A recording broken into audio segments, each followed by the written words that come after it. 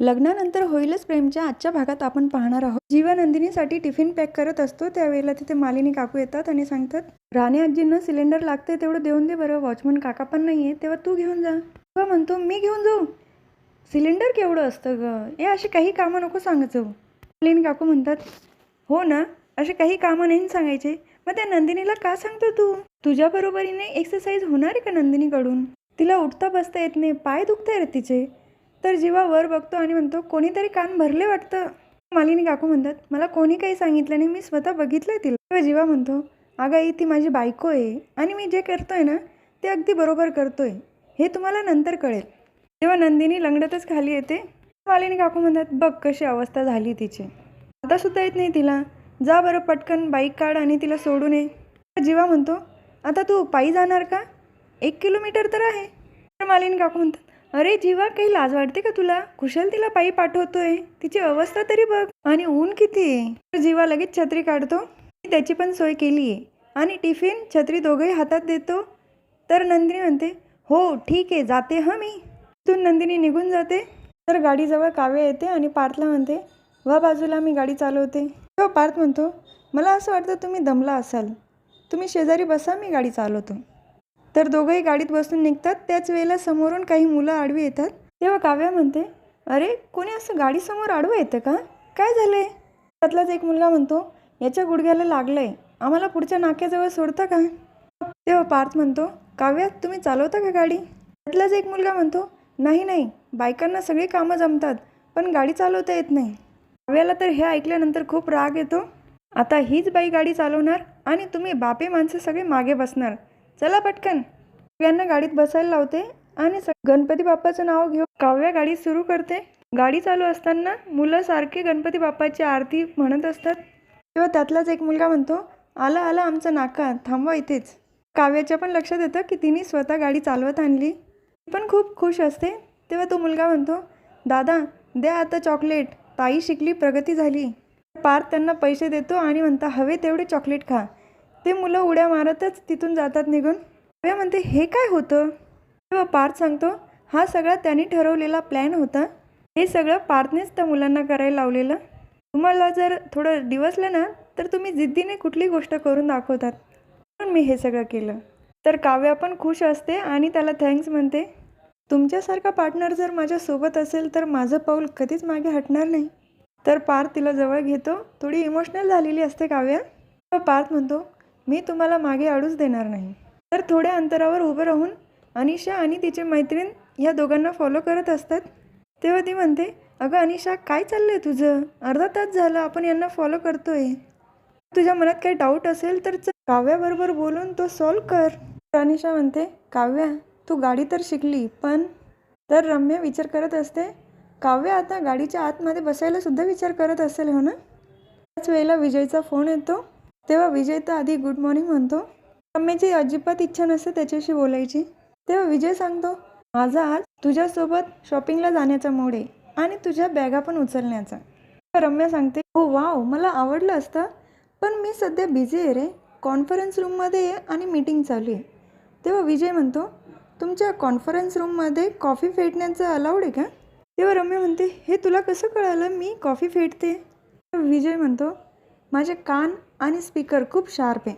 Coffee फेटत होती तेव्हा चमच्याचा आवाज आला मला. एक गोष्ट सांगायची होती, माझ्या आईबाबांना तुला भेटायचं आहे. तर कधी भेटायचं तू सांग. तेव्हा रम्या म्हणते, ठीक आहे ना, मग उद्याच भेटूया. पण मी काय सांगितलं ते लक्षात आहे ना तुला? तेव्हा विजय म्हणतो, हो, उद्या पाहण्याच्या कार्यक्रमामध्ये मी पण एक अट घालेल. नंतर फोन ठेवून देतो. तर नंदिनी किचनमध्ये असते. त्याच वेळेला तिथे मालिनी काकू येतात. काय ग नंदिनी, आल्या आल्या लगेच कामाला लागली, कशी आहेस तू? पाय तर बरा आहे ना तुझा? तेव्हा नंदिनी म्हणते, हो मी आता बरी आहे, चपात्या पण झाल्या आहे आणि कुकर पण लावून झाला आहे. मालिनी काकू म्हणतात, अगं नंदिनी, गोलांबरे वहिनींनी छान रव्याचे लाडू दिले, खा ना. तर नंदिनी नाही म्हणते. अगं जीवाला कुठे कळणार आहे, थोडं तर खा, साखर थोडी खाल्लीच पाहिजे. नंदिनी म्हणते, नाही आई, स्वतःचं पण थोडं कंट्रोल पाहिजेच ना. मी सध्या साखर बंद केली आहे. त्याच वेळेला तिथे वसू आत्या येतात. नंदिनी काय चाललंय? 4 दिवसापासून ऐकते वजन वजन वजन.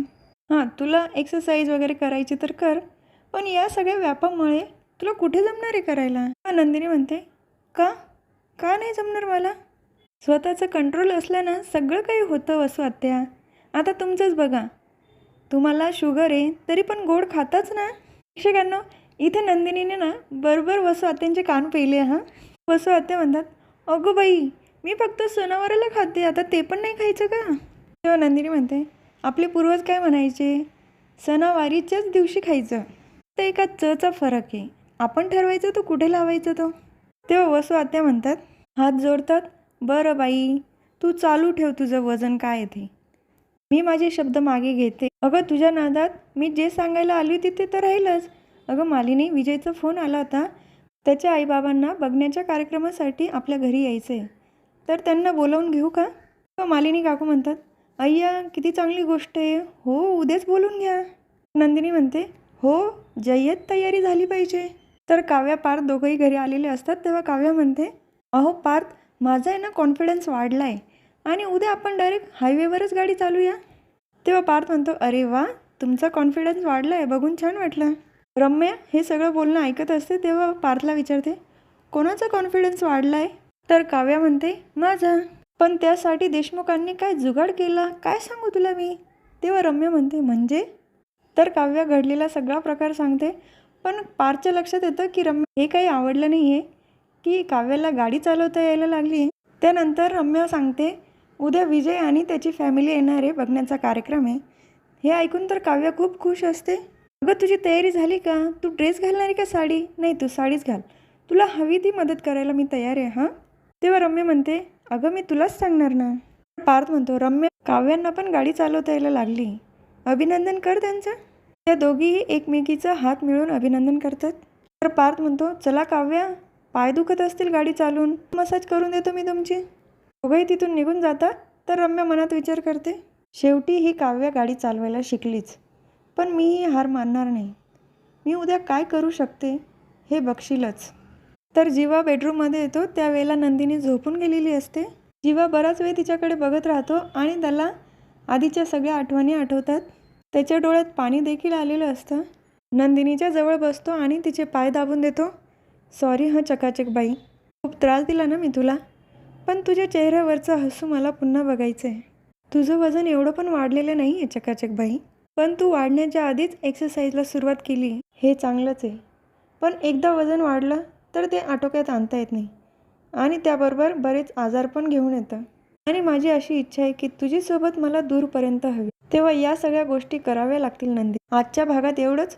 पुढील भागात बघायला मिळतं की पार्थ काव्याला म्हणतो, प्रत्येक नवरा बायकोने आपली अशी खाजगी वेळ काढली पाहिजे. तर दुसरीकडे जीवा पहाटे उठलेला असतो. चकाचक बाई, उठ, तुला एक्सरसाइज करायची आहे. तर बेडवर नंदिनी नसते. बाहेर येऊन बघतो तर नंदिनीची एक्सरसाइज चालू असते. तिला बघून तर तो खूप खुश होतो. तर रम्या विजयला सांगत असते, सगळ्यांना जी सांगायची अट ती लक्षात आहे ना? तर विजय म्हणतो, हो, सगळ्यांना असं सांगायचं की हे सगळं मी सांगतोय. ते दोघंही हात मिळवतात. त्याच वेळेला तिथे काव्य येते. तर आता उद्याच्या भागातच कळेल काव्याने त्यांच्यातलं बोलणं ऐकलं की नाही ते. तेव्हा उद्या पुन्हा भेटूया. लग्नानंतर होईलच प्रेमच्या पुढच्या व्हिडिओमध्ये. तोपर्यंत माझ्या व्हिडिओला लाईक करा, शेअर करा, सबस्क्राईब करा, बेल आयकॉन दाबायला विसरू नका. टाटा बाबा अँड टेक केअर.